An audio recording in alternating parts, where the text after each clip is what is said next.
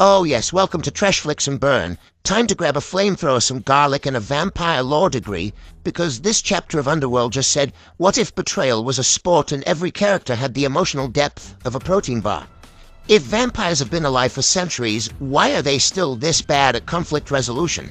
Like, you've had 600 years and your plan is still bite first. Ask never. Anyway, welcome back to Underworld. Everyone's betraying everyone, and somehow Michael is important. Let's burn this one to the ground. So, we jump a literal century forward, and apparently the Lycans have been hiding in a cave somewhere playing Uno for 6 centuries. They're disorganized, scattered, and somehow still more efficient than the vampires, who are allegedly the dominant species but can't win a war that's lasted longer than most civilizations. Then, boom, blue fireballs out of nowhere. Vampires are combusting like bad CGI marshmallows. Selena's like, since when did the werewolves get DLC weapons? Valid question, honestly, is this Call of Duty Lycan warfare? What a load of... She runs, lands in a werewolf rave cave, which hasn't been seen in centuries, and immediately dips because sure, she's brave there, but not idiot brave. Don't even get me started on the werewolf rave cave. How did no one know this place existed? Did they just turn off the Wi-Fi and hope vampires wouldn't notice? Selene took one look and noped out like, yeah, I'm bold, but I'm not trying to die to glow sticks and growling. So the Lycans are hunting one guy, just a regular confused intern doctor named Michael who looks like he's never paid taxes, much less dodged supernatural murder squads. Why are they chasing this random guy? Because he's genetically important, duh. That's movie rule number 5. If you don't know why something's happening, it's probably in the blood. Michael, poor dude, just wanted to show up for his shift, maybe file a chart, not get yeeted off a building by 2 ancient species with matching trench coats. Instead, he ends up being hunted like the last PS5 on Earth. A Lycan bites him, Selene saves him, car chase, bullet ejection, roof jump, and then the werewolf just walks off like my job here is done. I gave the plot what it needed. Turns out Michael's blood is the perfect smoothie of death. A freaky fusion of vampire and Lycan DNA. Because nothing says scientific breakthrough like, what if we made a half-bat, half-wolf man with a 6-pack? It's always in the blood, never in the brain, never in emotional maturity, just blood. A hybrid protein shake of doom. And of course, once Michael starts mutating, the movie acts like this is evolution's final boss. Vampires gasp, werewolves growl, Selene sighs dramatically, because when you're dealing with an ancient war, obviously the answer was a reluctant med student becoming a gothic Hulk.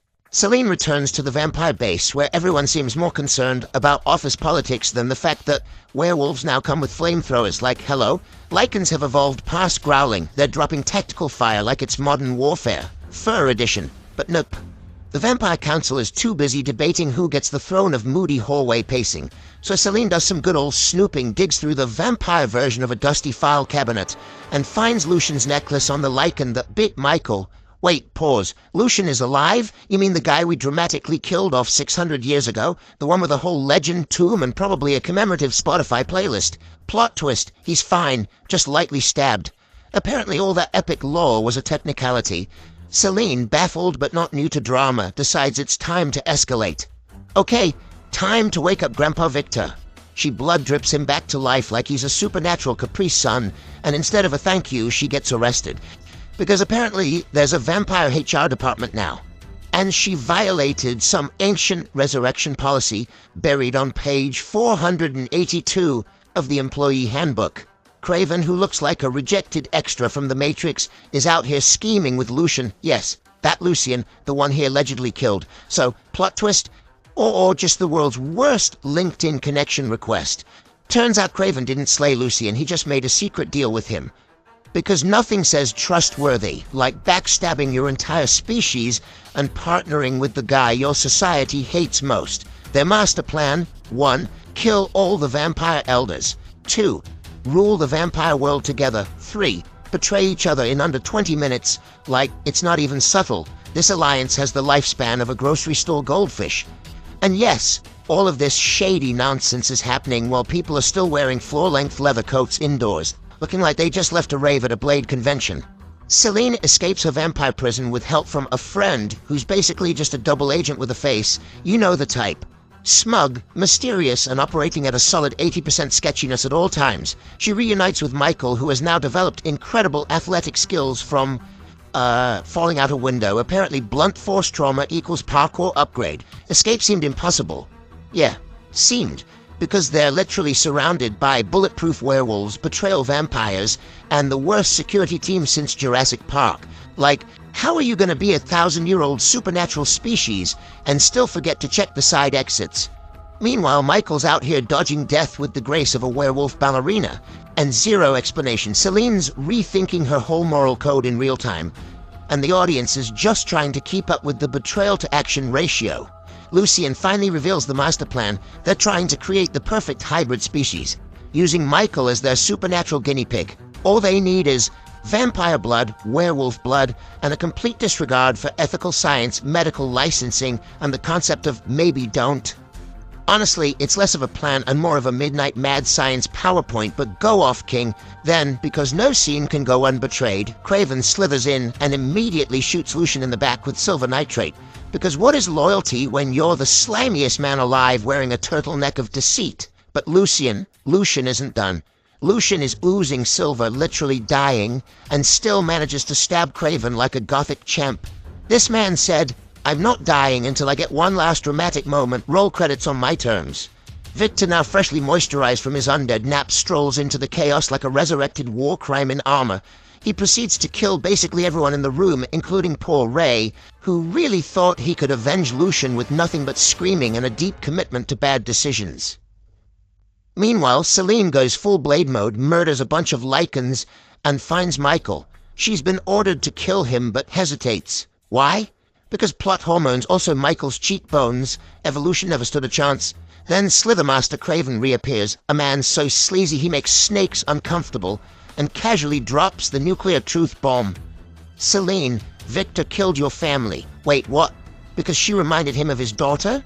Excuse me, you genocided her entire family because she vaguely resembled your long-lost child. What was the follow-up plan, Victor? Adopt her? Trauma bond her into loyalty? Add her to your vampire LinkedIn network with a creepy message like, "You remind me of my past." This isn't a backstory, it's a therapy emergency. Hollywood, we need to talk. Celine, powered by rage, grief, and at least 40 pounds of leather, does what any emotionally wrecked vampire assassin would do. She bites Michael and turns him into a hybrid super soldier. Because when you're losing control of your life, why not make your situationship into a biological weapon? Meanwhile, Victor, who's confessed to killing her family like it's his favorite party trick, shows up for the final boss fight. Michael versus Victor, swords, snarls, punches, slow-mo backflips. Victor gets absolutely bodied, dies. Probably deserved it. Definitely deserved it. Lucien's dead, Craven's dead, Victor's dead. The only thing still breathing is trauma and the film's commitment to bad lighting. With this battle, both species lost their leaders. Yeah, and I lost my last 3 functioning brain cells. Everyone loses. I give Underworld evolution. Wait, we're not evolving. 2 out of 5 vampire blood smoothies, plus 1 extra silver bullet for every unnecessary plot twist this movie threw at us like it was on clearance at Plotmart. Because sure, why not? Immortal politics and forbidden love solve everything. If you're still emotionally stable after that plot tornado, hit that like button, subscribe before a vampire elder awakens under your bed, and drop a comment with your favorite overly dramatic betrayal scene. Because at this point, we're all hybrids of confusion and regret.